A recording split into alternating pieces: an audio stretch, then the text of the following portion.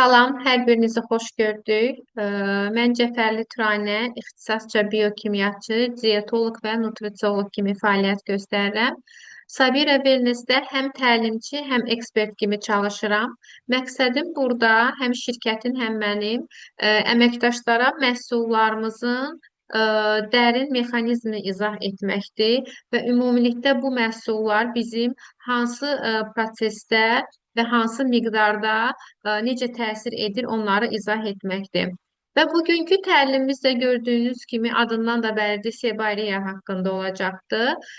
Məhz bu mövzunu seçməkdə məqsədim ondan ibarətdir ki, keçən təlimdə bildiyimiz kimi orada da dəridə baş verən proses idi. Psoriaz haqqındaydı və istəyirəm ki, hörmətli əməkdaşlar, bu xəstəlikləri, dəri patologiyalarını bir-birinə oxşar əlamətləri çoxdur, lakin demək olar ki, fərqli bir mexanizmi var, fərqli yaranma səbəbləri var və bunu biz hər birimiz düzgün dəyərləndirək.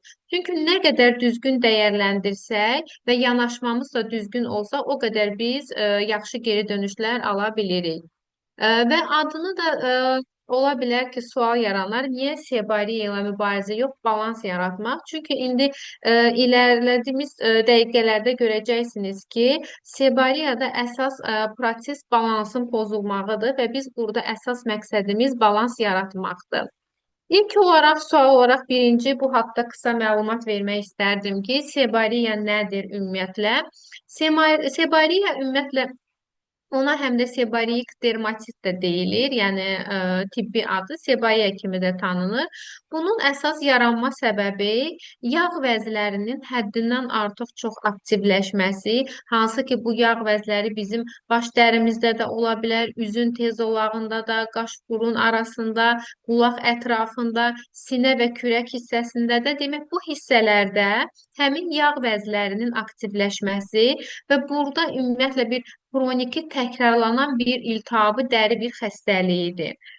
Görünüşə gələndə demək sarımtıl yağlı pulcuqlanma ilə başlayaraq hətta quru şəkildə əvvəlcə olur, sonra bu sarımtıl yağlı pulcuqlanma prosesinə keçərək və yüngül qaşıntı da verə bilir və bu şəkildə bu xəstəlik belə-belə irəliləyir. Və harda çox rast gəlinir? Yəni bölgə olaraq bizim dərimizdə daha çox sebariyanın görülən hissələri daha çox saç dərisində olur. Yəni bu kəpəkdən səpkiyə qədər gedir, uzanan bir spektr pozğunluğu olur. İlk insanlar ola bilir ki, yəni belə bir halları ya bir kəpəklənmə kimi dəyərləndirirlər və yaxud da üz dərisində və digər nahiyələrdə gördükdə hansısa bir vitamin, mineral əksikliyi kimi dəyərləndirilə bilər. Lakin bunu dəqiq analiz etmək lazımdır ki, bəzən olur ki, bunu sadəcə bir kəpəkdir, sadəcə bir vitamin çatışmamazlıq deyib keçmək düzgün deyil. Çünki bunu indi görəcəksiniz ki, proses elə bir prosesdir ki, yəni bunu özünü sadə qoysaq, daha çox iltihaplaşma prosesi burada gedir. Və bunun ən çox görülən hissəsi, daha çox rast gəlinən hissəsi, əlbəttə ki, bizim üzümüzün T zonasında olur. Bundan əlavə qaşlar arasında olur. Glabella dedikdə qaşlardan düz burun nahiyyə qədər olur. Burun qanadlarımızda görə bilirik. Nasolabial yerlərdə görə bilirik ki, hansı ki burun ətrafından ağız kənarına qədər uzana bilir. Qulağın önü, arxası, xaricə eşitmə yolu, saqqal, bığ xəttində hər birini də biz görə bilirik. Və bəzən olur ki, insanın bədən aşağı hissələri də yayılmış olur. Bu da daha çox ön döş qəfəsində, iki döş qəfəsinin arasında olan sümükdə də biz bu sebariya olan prosesi görə bilirik. Və qısa mexanizminə baxaq. Bu xəstəlik dəridə necə baş verir, necə yaranır? İlk öncə bunu bilməyinizi istəyirəm ki, sebariya bir neçə halın eyni vaxtda işləməsidir. Yəni bir prosesdən qaynaqlanmır. Yəni sebariya bir neçə proses bir yerdə baş verir. Demək necə baş verir? Bizim bilirik ki bədənimizdə sebum ifraz edən yağ vəzlərimiz var ki, hansı ki bunlar bizim dərimizi qoruyur. Və bu bəzən olur ki, insanlarda bu sebumun miqdarı həddindən artıq çox ifraz olunmağa başlayır və çox ifraz olunanda da əlbəttə ki, tərkibi dəyişir.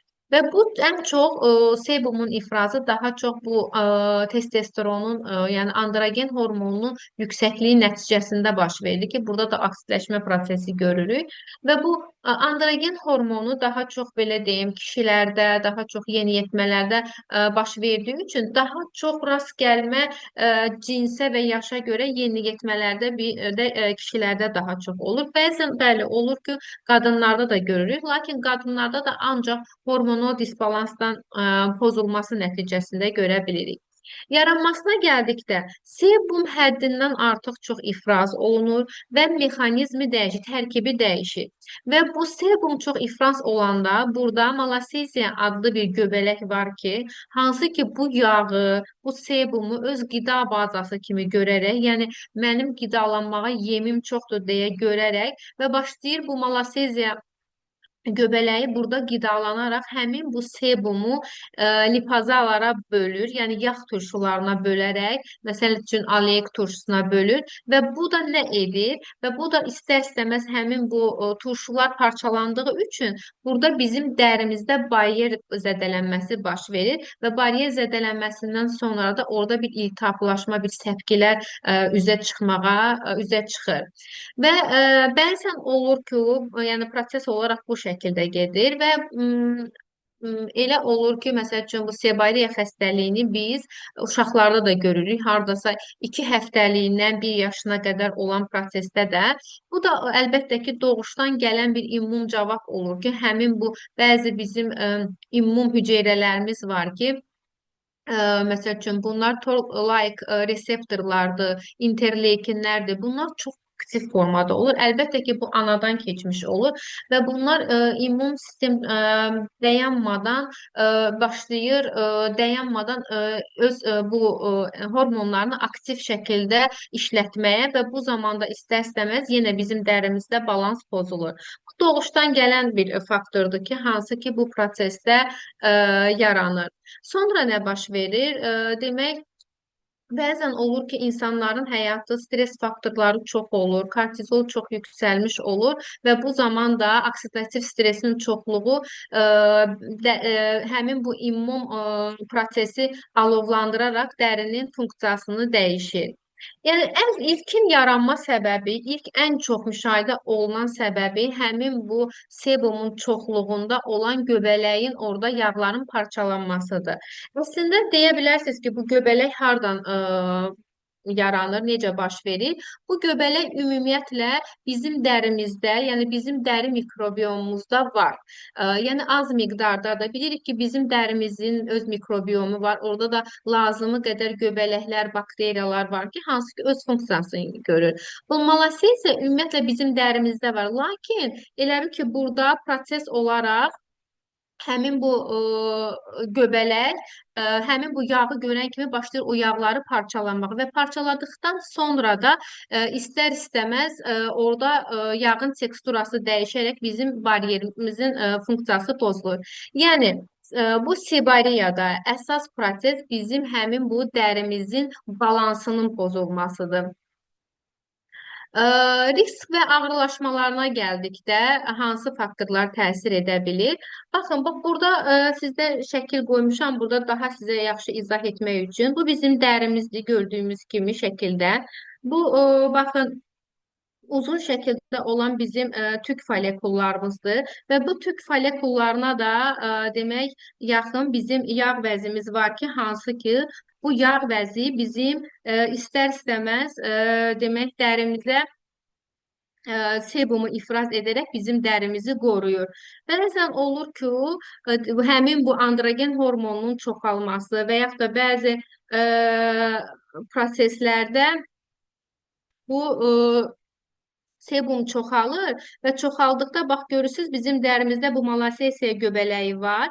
Bu göbələklər bu yağı gördükcə başlayır bunlarla qidalanmağa və qidalanda bu dərimizdə yağ turşuları parçalayır. Həmin o yağları parçalayır və parçalayanda da burada da istər-istəməz həmin yağ turşuları əmələ gəldikdə, yəni bir turş mühit yaranır. Turş mühit yarandıktan sonra və burada da istər-istəməz bizim dərimizdə proses olaraq balans pozulur. Risk və ağırlaşmalarına gəldikdə isə demək ə, ən çox hormonların çoxalması prosesində baş verir ki, hansı ki, demək daha çox androgen hormonumuz, testosteron hormonumuz yüksələndə bu prosesi biz görürük. Bu da yenə deyirəm, yeniyetmələrdə, kişilərdə daha çox olur. Stres, yuxusuzluq, soyuq mövsüm, hansı ki bilirik ki payız dönəmi, payız dönəmidir, yavaş-yavaş qışa keçid edirik. Bax bu devirdə bu kimdə sebariya varsa da burada artıq o risk faktoru daşıyır. Çünki istər-istəməz bu periodda dəridə nəm balansı pozulduğu üçün və bu demək sebumun istər-istəməz burada fəaliyyəti azaldığı üçün və demək bu soyuq dövrdə də biz düzgün qulluqlara üz tutmalıyıq. Əlbəttə ki, qeyri-düzgün kosmetika da var ki, bəzən insanlar dərim çox qurudur deyib, yəni bunu burada qoymaqda məqsədim odur ki, həddindən artıq çox yağlı teksturalara üstünlük verirlər.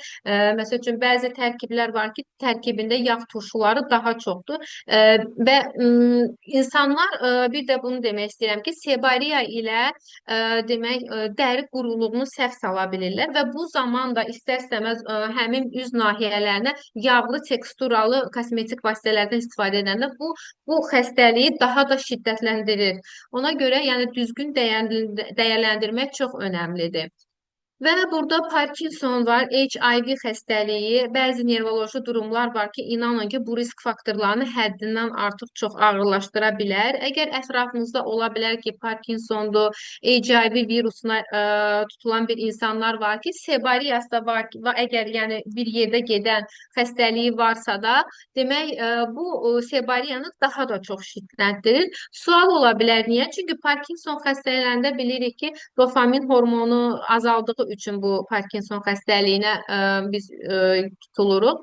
Lakin dopamin sadəcə burada beyin üçün deyil, o yağ vəzlərinin aktivliyini də orada idarə etdiyi üçün, ona görə bu Parkinson xəstəliyidir, HIV virusudur ki, hansı ki bu immun sistemin zəifləməsi nəticəsində yaranır. Bu iki xəstəlik də bu sebariyanı həddindən artıq çox şiddətləndirə bilər. Bunlara əlbəttə ki, kim diaqnoz qoyur sualına baxdıqda və bir də fərqləndirmə çox önəmlidir ki, digər dəri xəstəliklərindən biz bunu fərqləndirməliyik. Diaqnozu əlbəttə ki, demək dermatoloqlar qoyur. Əgər lazım gələrsə də onların öz dermatoskopiyaları var və yaxud da biopsiya edirlər. Yəni ağır tipik vəziyyətlərdə onu əlbəttə ki, onlar bilirlər. Yəni diaqnoz olaraq dermatoloqlar qoyur. Bəs digər xəstəliklərdən necə fərqləndirir? Bu sebariyadır, yoxsa psoriazdırmı, atopik dermatitdirmi, rozateyadır? Fərqləndirməyi bundan ibarətdir ki, psoriyoz demək lövhələri çox sərt, sərhədli olur. Bir də ağ pulcuqlarla ibarət olur. Lakin sebariya isə daha yağlı olur bu vəziyyət. Daha ağ sarı pulcuqlara bənzəyir və mexanizminə gəldikdə, demək psoriyoz keçən təlimizdə dedik, dərimizdə hüceyrələrin çoxalmasıdır. Sebariya isə göbələyin yağ sebumun belə deyim, qidalanaraq həmin yağları parçalayaraq orada yağ turşularına çevrilməsidir. Yəni psoriyoz hüceyrə bölünməsidir, immun sistemin zəifləməsi fonunda yaranır. Sebariya isə dedim ki, göbələyin orada inkişafının nəticəsində baryer funksiyasının pozulması nəticəsində yaranan bir xəstəlikdir. Ona görə bu şəkildə ayırd etməniz daha məntiqlidir. Atopik dermatitlər isə bəzən anadan gəlmə olur. Bunlar daha çox allergik olur. Bunlarda demək olar ki, o qədər qaşınma müşahidə olunur ki, həddindən artıq demək olar ki, nəm balansı olmur burada. Tekstura tamamilə pozulmuş olur. Rozateya isə burada artıq hər kəs bilir, burada artıq damarların zəif olması və üzə çıxması şəklində görünür. Əlbəttə ki, Sabira Wellness-in məhsulları var ki, hansı ki biz Sebariya prosesində biz həmin balansı yarada bilərik. Ə, Bir də bunu bilməyinizi istərdim ki, hörmətli əməkdaşlar, bu Sebariya prosesində bizdə mərhələlidir. Yəni burada da uzun müddət keçir proses. Mərhələ dedikdə necə olur? Mən Sebariyanın mexanizmini izah edəndə bunu dedim ki, Sebariyada demək yağ vəzlərinin aktivliyi, ondan sonra demək göbələyin burada çoxalması, ondan sonra burada iltihaplaşma və immun sistemin reaksiyası. Yəni proses 4-5 proses burada birdən gedir. Və burada bizim məqsədimiz də bu mərhələləri hər birini ayrı-ayrılıqda yerinə yetirməkdir. Yəni mərhələ dedikdə ilk olaraq Sebariyada biz nə etməliyik? Biz həmin bu göbələyin qarşısını almalıyıq. Ondan sonra dərimizi bərpa etməliyik, baryerini. Ondan sonra qorunma mərhələsinə keçməliyik. Və ona görə Sabira Wellness-in təqdim etdiyi məhsullar var ki, hansı ki bu Sebariyada biz hansılara üstünlük verməliyik.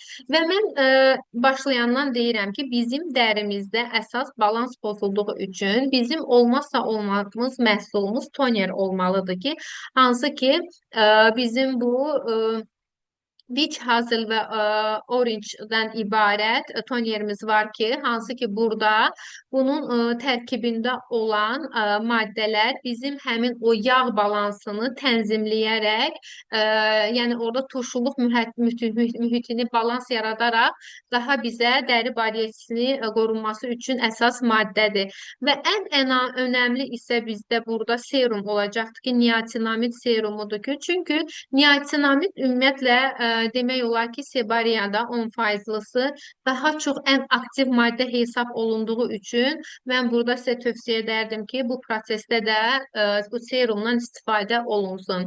Lakin bəzi məhsullar var ki, çay ağacı ekstraktıdır və yaxud da sinkdir. Bunlar da çox az miqdarda lazımdır. Çünki biz burada antibakteriyal prosesdən yəni antiinflamator reaksiyaların qarşısını, yəni antiinflamator olan prosesi biz burada dayandırmamalıyıq. Biz burada əsas nə yaratmalıyıq? Üz dərimizdən əlbəttə ki, söhbət gedir burada. Üz dərimizdə biz bir balans yaratmalıyıq. Yəni dərimizin baryerini, balansını yaratmalıyıq ki, burada proses şiddətlənməsin. Və dəri bariyerimizi qorumaq üçün, bərpa etmək üçün məhsullarımız var ki, hansı ki, ilk olaraq biz dərimizə üz yuma köpüyündən istifadə edəcəyik, aloe vera və laktik turşusu. Çünki bu dərini ümumiyyətlə yumşaq şəkildə təmizləyər. Əsas işi mən yenə deyirəm, laktik turşusu sizə turşu kimi gələ bilər. Sebariyada bəzi salisit turşusudur. Bəzi turşuları biz qətiyyən tövsiyə etmirik. Çünki qıcıqlanma həddindən artıq reaksiyaları ola bilər. Lakin laktik turşu burada çox yumşaq turşu olduğu üçün dəri bariyerinə uyğun bir turşudur və ona görə də ilk olaraq pH-mızı balanslamaq üçün və biz istifadə edəcəyimiz məhsul aloe vera köpüyü, laktik turşusundan ibarət köpüyümüz olacaqdır.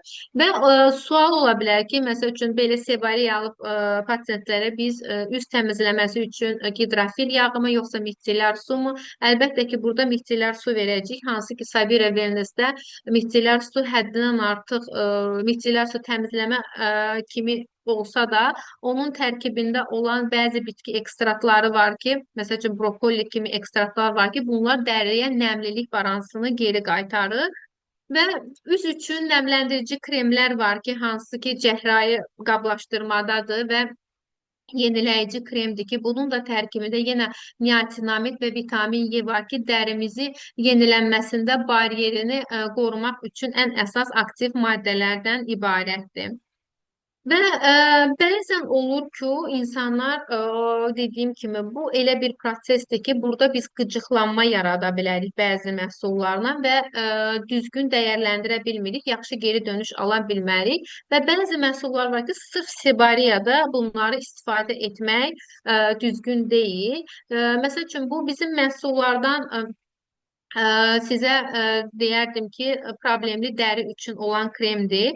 Çünki bunun tərkibində çay ağacından çink var ki, burada ən əsası biz problemli dəri üçün olan kremi ən çox belə deyim akne xəstələrinə, daha çox iltihabi proses olanlara biz verirdik ki, burada həmin o iltihabı aradan qaldırsın.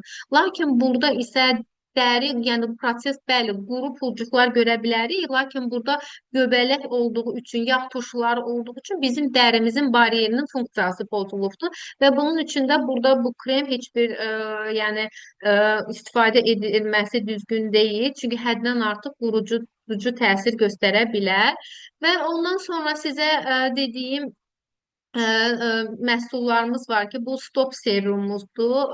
Bunu da tövsiyə etməzdim. Serumlardan gialuron turşusu, bir də bundan əvvəl dediyim niacinamid, iki dənə aktiv maddə var ki, hansı ki, sebariyada bu serumları istifadə edə bilərsiniz. Və bir də bizim demək 6 ay balından ibarət kremimiz var, hansı ki, Exprada Aurum seriyasına aiddir və onun da serumu və bunların da heç biri bu sebariya olan pasientlərə verilmək düzgün deyil. Çünki onun tərkibində olan bal zərdaçal orada qıcıqlanma yarada bilər və əks təsir göstərə bilər. Və serumu isə burada tonus verici olduğu üçün əsasən onu biz daha çox belə deyim dərimizdə daha çox tonun bərabərsizliyi və yaxud da çox həddindən artıq öz tonunun belə deyim enerji bərpası üçün biz tövsiyə edirik. Burada da aktivləşə bilər. Yəni əsasən bu prosesdə güclü aktivləşdirici maddələrə ehtiyac yoxdur. Və ona görə də bu serumu da bu pasientlərə verməyə tövsiyə etmirik. Əlbəttə ki, bilirik ki, bundan əlavə bizim sebariya demək olar ki, bizim saç dərimizdə də bunu müşahidə edirik və sizə məsləhət görəcəyim bu prosesdə demək şampunumuz var ki, hansı ki demək bu şampunun tərkibində olan pirakton, alamin, ardiç, sürvə var ki, bunlar ümumiyyətlə bu prosesdə malasesiya göbələyin qarşısını alaraq çox bir təsirli antiseptik olaraq burada istifadə edirik. Və bu sürvə və kəhrəba turşusundan ibarət bu şampunumuz hansı ki kəpək əleyhinə yəni kimi biz bunu təqdim edirik. Sırf bu sebariyada da bu şampunu əlbəttə ki tövsiyə edə bilərsiniz və bundan əlavə gialuron tərkibli bizim nəmlənməmiz var ki, hansı ki bunu da bu sebariya pasientlərinə əlbəttə ki verə bilərik. Və əgər bu demək sürvə ilə kəhrəba turşusundan ibarət olan bu şampunu biz belə deyim daha çox bu aktiv vəziyyətdə veririk. Sonra bərpa prosesində isə əgər insanlar istəyər ki, məsəl üçün şampunu dəyişsinlər, bu zaman gialuron turşulu şampunumuzu tövsiyə edə bilərik ki, hansı ki, bu da artıq orada nəm balansını geri qayıdır. Bu artıq bərpa prosesində baş verəcəkdir. Qida əlavələrinə gəldikdə, sebariyada mən yenə dedim ki, proses həm daxildə olur, həm xaricdə. Ümumiyyətlə sebariyada xəstəlik həm daxildə baş verir, həm xaricdə baş verir. Daxildə dedik ki, immun reaksiyalar oyanır, iltihabi bir proses yaranır. Dəridə isə həmin göbələk artaraq orada öz işini görür. Və bunun üçün də mütləq biz həm xaricdən qulluq etməliyik, həm daxildən. Yəni birini edib, birini etməyəndə yaxşı nəticə almaya bilərik. Əlbəttə ki, belə deyim, sebariya müalicəsini dermatoloqlar yazır. Onların özlərinin aktiv maddələri var ki, ketokonazollardır ki, bunları onlar təyin edirlər. Yəni bizlər heç birimiz təyin edə bilərik, etməliyik. Biz sadəcə aktiv maddələr var ki, hansı ki bu prosesdə daha çox bu sebariyanı idarə edə bilərik. Bunlara insanlara kömək etmək üçün bu vasitələri onlara təqdim edirik. Qida əlavələrə gəldikdə, birinci ilk növbədə biz toksinləri təmizləməliyik. Çünki burada göbələkdir, bakteriyalar, yəni dedik ki, dəridə həddindən artıq çox olur və burada sizə tövsiyə edəcəyim məhsul istokiçistatı ola bilər, trigelium ola bilər ki, hansı ki bu bakteriyaların ilk növbədə çoxalmasının qarşısını alır. Və ondan sonra Bu belə deyim, daha çox təmizləmə prosesi olur. İlkin mərhələdə olur. Sonra nə baş verir? Sonra bərpa prosesi baş verir. Bərpa prosesində biz nə etməliyik? Biz dərimizin immun sistemimizi bərpa etməliyik. Dərimizi bərpa etməliyik. Sebumun ifrazını normallaşdırmalıyıq və bunun üçün də tövsiyə edəcəyim məhsullar hansı ki, ə, omega 3 olmalıdır və çink olmalıdır, navamin olmalıdır. Və qorunma prosesində isə biz məsəl üçün bu nə etməliyik ki, bizim dərimizdə toksin olmasın, immun sistem daha yaxşı olsun. Qorunma prosesində də biz məsəl üçün immun sistemimizi qorumaq üçün selenium içirik və ondan sonra arada bir turba çay içirik ki, bu toksinlər bədəndə göbələk varsa da çoxalmasın. Yəni bu şəkildə balanslı şəkildə bir protokol şəkildə Sebariya pasientlərinə bir protokol yaza bilərik. Purelife burada çox önəmli bir qida əlavəsidir ki, hansı ki bu da bədəndə olan həmin bu bakteriyaların çoxalmasını almaq üçün belə deyim, daha ən yaxşı belə deyim, aktiv maddələrdən biridir ki, hansı ki Purelife-də istifadə edə bilərsiniz. Nəticədə bunu demək istərdim ki, sebariya ümumiyyətlə qorxulu xəstəlik deyil. İnanın ki, bunu həqiqətən də idarə etmək olar. Sadəcə sebariya bizim bədənimizin verdiyi bizə, daxili balansımızın verdiyi bizə bir siqnaldır. Bunu düzgün anlamaq lazımdır. Düzgün diaqnoz qoyulmalıdır ki, bu həqiqətən sebariyadır. Biz onu sebariya olan pasientləri, sebariya olan insanlara bunu demək istərdik ki, sebariya həm daxildən, həm xaricdən qorunmalıdır, dəstək yayılmalıdır. Ə, Ümid edirəm ki, maraqlı təlim oldu və sizə faydalı məlumatlar ötürə bildim. Hər birinizə təşəkkür edirəm. Mənə ayırdığınız vaxt üçün, enerji üçün, diqqətiniz üçün. Gələn təlimdə görüşmək ümidi ilə sağ olun.